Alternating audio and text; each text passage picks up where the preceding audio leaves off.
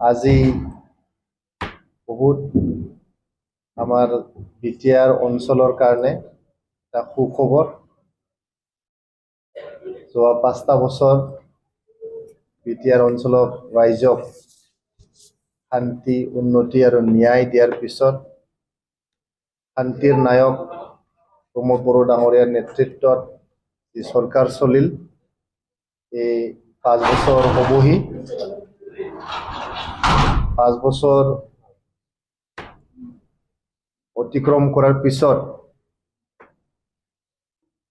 যেহেতু আমাৰ বিটিআৰৰ জেনেৰেল ইলেকশ্যন এতিয়া সমাগত, এই বিটিআৰ কাউন্সিলৰ ইলেকশ্যনৰ কেণ্ডিডেট ডিক্লেয়াৰ কৰিবলৈ আমাৰ ইউনাইটেড পিপলছ পাৰ্টি লিবাৰেলৰ কাৰ্যকৰী সভাপতি আৰু ৰাজ্যসভাৰ সাংসদ মাননীয় ছাৰ ৰণগ্ৰা নাৰ্জাৰী ইয়াতে উপস্থিত আছে। আমাৰ দলৰে উপসভাপতি মাননীয় আফজাল হক সৰকাৰ ইয়াতে উপস্থিত আছে।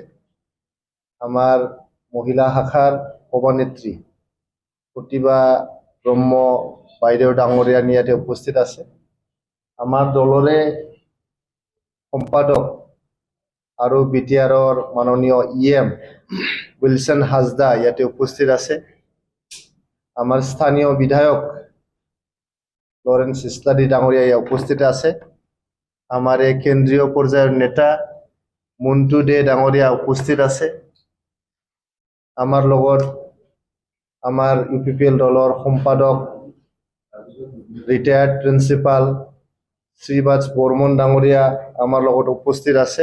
ফাৰ্মাৰ সেলৰ সাধাৰণ সম্পাদক অমৰজিৎ বসুমতাৰী ডাঙৰীয়া উপস্থিত আছে। বিভিন্ন পৰ্যায়েৰ আমাৰ নেতা কৰ্মী ইয়াতে উপস্থিত আছে। এতিয়া মই আমাৰ দলৰ কাৰ্যকৰী সভাপতি শ্ৰীযুত ৰণগ্ৰা নাৰ্জাৰী ছাৰক আমাৰ ইউপিপিএল দলৰ 2025 চনৰ বিটিআৰ ইলেকশ্যনৰ কেণ্ডিডেট ডিক্লেয়াৰ কৰিবলৈ মই অনুৰোধ কৰিছোঁ।